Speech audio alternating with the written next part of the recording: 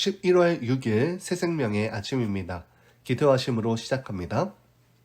사랑의 하나님 아버지 감사합니다. 큰 일교차로 인해서 육신이 피로하고 많은 질병이 돌아다니는 이 시기에 다시 한번 오늘 이 하루를 우리에게 주시며 우리에게 주신 일들을 기억하고 열심히 다시 한번 달릴 기회 주심에 감사합니다. 오늘 이 하루 믿음의 경주를 잘 마치게 하시고 주님이 이 길의 끝에서 기다림을 기억하며 기쁨과 감사 그리고 평안이 함께하는 이 하루 되게 하여 주시옵소서. 예수님 이름으로 기도합니다. 아멘. 오늘 주시는 하나님의 말씀은 사무엘상 3장 1절에서부터 18절까지의 말씀입니다. 사무엘상 3장 1절에서부터 18절까지의 말씀입니다. 아이 사무엘이 엘리 앞에서 여호와를 섬길 때에는 여호와의 말씀이 희귀하여 이상이 흔히 보이지 않았더라. 엘리의 눈이 점점 어두워가서 잘 보지 못하는 그때에 그가 자기 처소에 누웠고 하나님의 등불은 아직 꺼지지 아니하였으며 사무엘은 하나님의 궤에 있는 여호와의 전 안에 누웠더니 여호와께서 사무엘을 부르시는지라. 그가 대답하되 내가 여기 있나이다 하고 엘리에게로 달려가서 이르되 당신이 나를 부르셨기로 내가 여기 있나이다 하니 그가 이르되 나는 부르지 아니하였으니 다시 누우라 하는지라. 그가 가서 누웠더니 여호와께서 다시 사무엘을 부르시는지라. 사무엘이 일어나 엘리에게로 가서 이르되 당신이 나를 부르셨기로 내가 여기 있나이다 하니 그가 대답하되 내 아들아 내가 부르지 아니하였으니 다시 누우라 하니라. 사무엘이 아직 여호와를 알지 못하고 여호와의 말씀도 아직 그에게 나타나지 아니한 때라.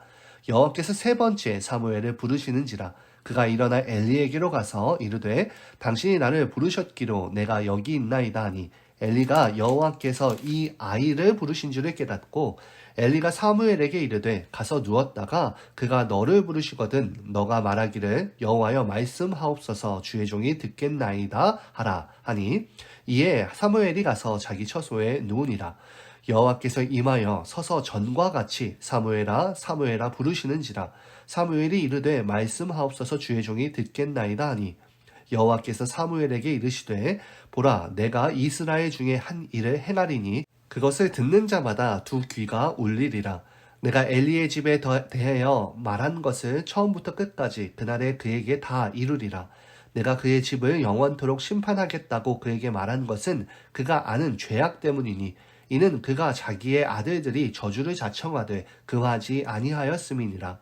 그러므로 내가 엘리의 집에 대하여 맹세하기를 엘리 집의 죄악은 제물로나 예물로나 영원히 속죄함을 받지 못하리라 하였노라 하셨더라. 사무엘이 아침까지 누웠다가 여호와의 집의 문을 열었으나 그 이상을 엘리에게 알리게 하기를 두려워하였더니 엘리가 사무엘을 불러 이르되 내 아들 사무엘아 하니 그가 대답하되 내가 여기 있나이다 하니 그가 이르되 내게 무엇을 말씀하셨느냐 청하노니 내게 숨기지 말라. 내게 말씀하신 모든 것을 하나라도 숨기면 하나님이 내게 벌을 내리시고 또 내리시기를 원하노라 하는지라. 사무엘이 그것을 그에게 자세히 말하고 조금도 숨기지 아니하니 그가 이르되 이는 여호와이시니 선하신 대로 하실 것이니라 하니라. 아멘. 오늘 본문의 사건은 주일학교에서 자주 듣던 이야기입니다. 어린 사무엘이 하나님의 부르심을 받는 일을 통해서 어린 나이가 하나님의 종이 되는데 결코 문제가 되지 않는다는 것을 강조하기 위해서 자주 주일학교에서 얘기가 나오는데요. 그런데 오늘 이 본문은 단지 한 선지자의 어린 시절, 어린 나이를 강조하는 것을 회상하는 것으로 끝나는 것이 아니라 현 리더십에서 다음의 새로운 리더십으로 변화하고 그것에 대해서 정당성을 부여하는 장면입니다. 이제 사무엘서가 시작된 이후에 처음으로 이제 사무엘이 중심 인물이 되어지는데요. 오늘 이 본문에서 사무엘이라고 하는 이름이 24번 그리고 또한 반면에 엘리의 이름이 17번 등장함을 통해서 엘리의 시대는 가고 사무엘의 시대가 열리는 것을 말하고 있으며 또한 오늘 이 어찌 보면 천진난만하게 보이는 이 이야기는 사무엘서 안에서 자주 언급되어지는 이 심각한 권력 투쟁의 첫 번째 예로서 묘사되어지고 있습니다. 오늘 본문에서 사무엘은 하나님의 부르심을 듣고 엘리에게로 달려가는데요. 그 이유는 무엇이냐면 당시에 엘리 대제사장은 나이가 많아서 눈이 어두웠기 때문이었습니다. 어떤 부르심을 들은 사무엘은 자신에게 무언가 엘리가 심부름 시키실 일이 있는 줄 알고 그에게로 달려갔던 겁니다. 이 당시 사무엘은 어릴 적부터 성막에서 자라고 배웠었기 때문에 여호와 하나님에 대해서는 지식적으로는 알고 있었습니다. 하지만 하나님과의 개인적인 그런 인격적인 만남이나 혹은 하나님으로부터의 직접적인 계시를 받아본 적은 없었습니다. 결국 오늘 본문의 10절을 보면 여호와께서 임하여 서서 곧 하나님께서 사무엘 앞에 실제로 임하셨음을 나타낼 뿐만이 아니라 청각뿐 아니라 시각적인 어떤 현상으로도 그에게 계시로 나타내고 있음을 알 수 있습니다. 당시 하나님의 계시가 매우 희귀하였던 시대에 이 같은 여호와의 그 하나님의 임재는 매우 놀라운 현상이었고 그것을 보게 했던 것은 크신 은혜였습니다.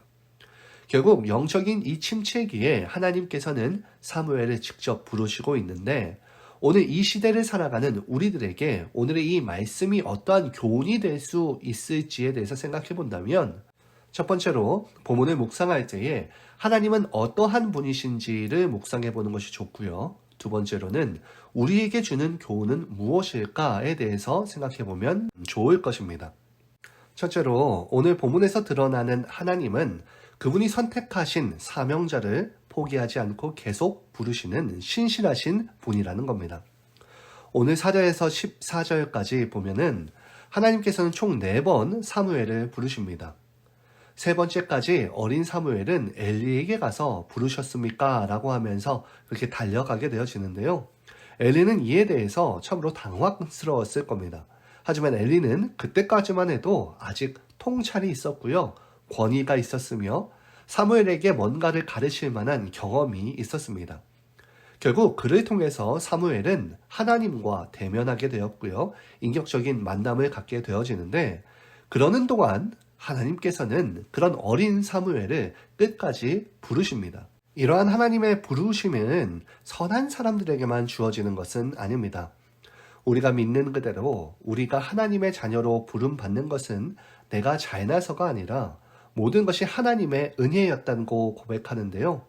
때로는 이 영적인 암흑 시기인 이 사사기의 시대에도 사사기 65장 2절을 보면 내가 종일 손을 펴서 자기 생각을 따라 옳지 않은 길을 걸어가는 패역한 백성들을 불렀나니 곧 악하고 자기 생각만을 따라가는 그들을 부르시고 계시고 또한 심지어 마태복음 9장 13절에는 하나님의 부르심이 누구에게 있는가 했을 때 나는 의인을 부르러 온 것이 아니요 죄인을 부르러 왔다고 예수님께서 말씀하십니다.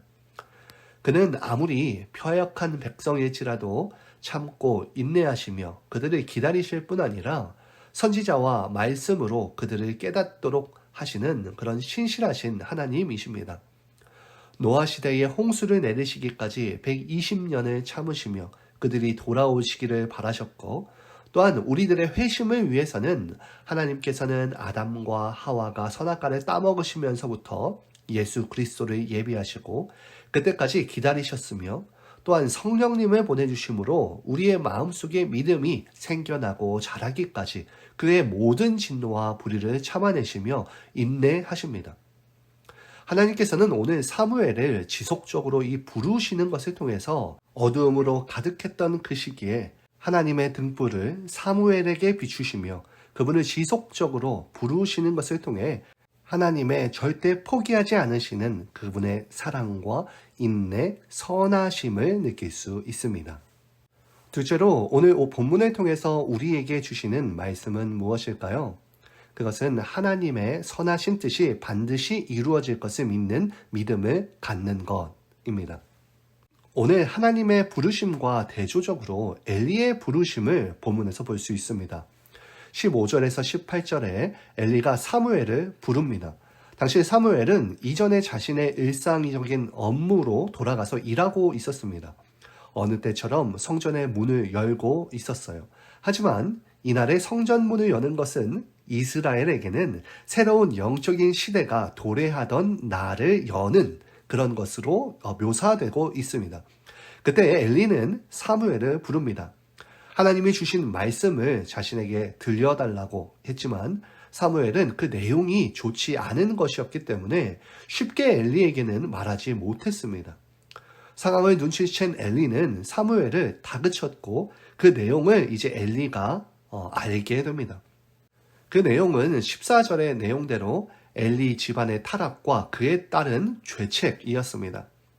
이에 대해 그의 반응은 어땠을까요? 18절에 이렇게 고백합니다. 이는 여호와이시니 선하신 대로 하실 것이니라. 사실 그는 자신의 자녀에게 있어서나 신앙적으로는 수동적인 사람이었습니다. 과감하게 행동으로 옮긴 것은 많지 않던 그런 자였습니다. 하지만 그는 이 신앙의 핵심이 무엇인지 알고 있었습니다. 하나님 주권의 신앙, 나의 뜻과 나의 안위, 평안이 하나님이 그러지 아니하실지라도 하나님의 선하신 뜻이 이루어질 것이다, 이루어져야 될 것이다 라고 하는 믿음이었습니다. 이것은 성경의 인물에서 비교해 봤을 때 사울과 매우 비교되어지는 그런 반응입니다. 사울은 그의 말년이 추할 수밖에 없었습니다. 왜냐하면 하나님의 뜻을 자신의 온 삶과 능력을 다해서 거부했기 때문입니다. 불안과 분노로 인생을 마감합니다. 결과는 똑같았지만 엘리는 다른 모습을 보입니다. 그는 이렇게 고백해요. 그의 선하신 뜻대로 이루어지이다. 자신의 내리막길을 아는 사람, 나는 이제 하나님에게로부터 버림받고 쓰임을 받지 않을 것이라는 걸 들은 사람이 어떻게 하나님의 선하심을 고백할 수 있을까요? 그것은 모든 것이 은혜임을 깨달았기 때문입니다.